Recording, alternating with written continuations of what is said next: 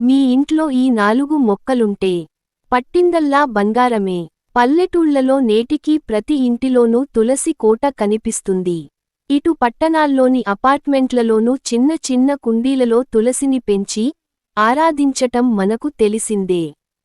సకల శుభాలను తీసుకొచ్చే లక్ష్మీదేవి స్వరూపంగా తులసిని హిందువులు భావిస్తారు. వాస్తు ప్రకారం ఇంటికి ఉత్తరం లేదా ఈశాన్య దిశలో తులసి మొక్కను పెంచటం చాలా శుభప్రదంగా భావిస్తారు. శ్రీమహావిష్ణువు, లక్ష్మీదేవి తులసి మొక్కలో నివాసముంటారని పురాణ వచనం. పవిత్రమైన తులసి ఆకులు ఆరోగ్యానికి కూడా ఎంతో మేలు చేస్తాయని ఆయుర్వేదం చెబుతోంది. ఇక వెదురు మొక్కను కూడా చాలామంది పవిత్రమైనదిగా భావిస్తారు.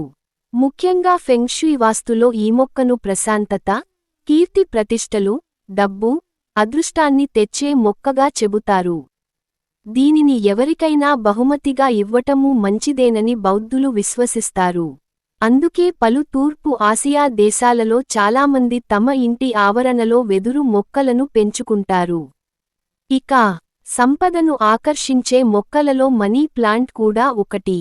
ఇది విజయాన్ని, సంపదను ఆకర్షిస్తుందని పలువురి విశ్వాసం. ముఖ్యంగా ఇది ఆర్థిక సమస్యలను తగ్గిస్తుందని నమ్ముతారు.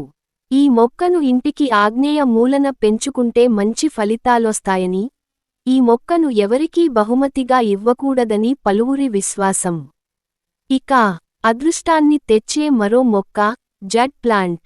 ఈ మొక్క పెరుగుదలకు తగినట్లుగానే దానిని పెంచే వ్యక్తి జీవితంలో సక్సెస్ ఉంటుందని చెబుతారు. జేడ్ మొక్క స్నేహం, కుటుంబ, స్నేహ బంధాలను బలోపేతం చేస్తుందని నమ్ముతారు. అలాగే ఆర్థిక సమస్యలను ఇది దూరం చేస్తుందని చెబుతారు. అలాగే ఉసిరి చెట్టును కూడా దేవతా స్వరూపంగా హిందువులు భావిస్తారు. లక్ష్మీ స్వరూపమైన ఉసిరి చెట్టు, దాని కాయలు విష్ణుమూర్తికి అత్యంత ఇష్టమైన వాటిగా మన పురాణాలు చెబుతున్నాయి. ఈ మొక్కను ఇంటికి ఉత్తరం లేదా తూర్పు దిశలో పెంచాలి. ఈ దిశలో ఉసిరి చెట్టుంటే ఆ ఇంటిలో సంపద, శాంతి నెలకొంటాయని భావిస్తారు.